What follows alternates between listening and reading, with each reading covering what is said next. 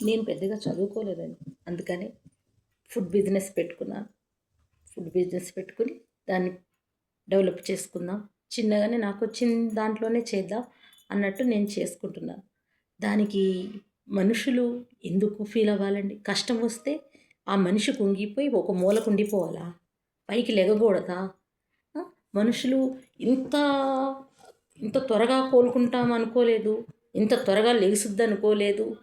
వేరే వాళ్ళతో అంటున్నారండి. వేరే వాళ్ళు నాకు చెప్తున్నారు. అందుకే నేను ఇంత ఇంత క్లియర్‌గా చెప్తున్నాను.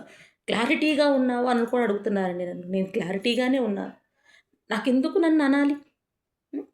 అంటే మనుషులు లెగొద్దా అండి? చచ్చిపోవాలా? ఒక మనిషి చనిపోతే ఆ కుటుంబం మిగతా ఉన్న కుటుంబ సభ్యులు కూడా దిగజారిపోవాలా? లెగొద్దా పైకి?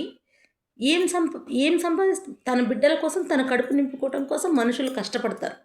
దాన్ని దాన్ని ఇట్లా తిరుగుతది, అట్లా నాకు గుడులకెళ్ళే అలవాటు. పొద్దున్న సాయంత్రం వరకు దేవుడిని మొక్కందే నేను ఏ పని చేయను. నాకు గుడులకెళ్ళే అలవాటు. నేను దేవుడిని మొక్కి దేవుడికే చెప్పుకొని వస్తాను ప్రతి విషయం. బయట వాళ్ళకి కూడా ఎవరికీ చెప్పను. నా అనేవాళ్ళకి కూడా నేను చెప్పుకోను. నేను దేవుడికే చెప్పుకొని వస్తాను నా కష్టం ఇదని. ఎందుకంటే ఆయనే కదా నన్ను ఈ ఈ ఈ మార్గానికి తెచ్చింది. కర్మ అనేది ఒకటుంటది. ఆ కర్మ నువ్వు అనుభవించాలి అని నా పట్ల రాశాడు కనుక అది నేను పాటిస్తున్నాను దేవుడు చెప్పింది. తల్లిదండ్రులు ఎట్లా చెప్తున్నట్టు వింటామో దేవుడు చెప్పింది కూడా మనం వినాలి. అదే నేను చేస్తున్నదండి. మనుషులు మాట్లాడే తీరులు కొంచెం అవమానిస్తున్నారేంటండి? మాటలతో అవమానిస్తారు. చేతలతో అవమానిస్తారు. ఇష్టం వచ్చినట్టు మాట్లాడతారు. ఏమిటి?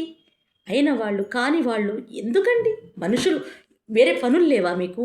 మీకు వేరే మీ పనులు మీకు చూసుకోండి. ముందు మీది మీరు మీ మీ గుంతలో మీకేమున్నాయో కష్టాలు చూసుకోండి ఫస్ట్. పక్క వాళ్ళది తర్వాత చూద్దాము. ముందు మనది మనం చూసుకోవాలండి. అసలు చాలా హింసిస్తున్నారు. చాలా బాధ పెడుతున్నారు. అసలు ఇది ఛీ! ఛీ! మనుషులనేవాళ్ళు ఇంత దారుణంగా ఉంటారని నేనెప్పుడు అనుకోలేదండి.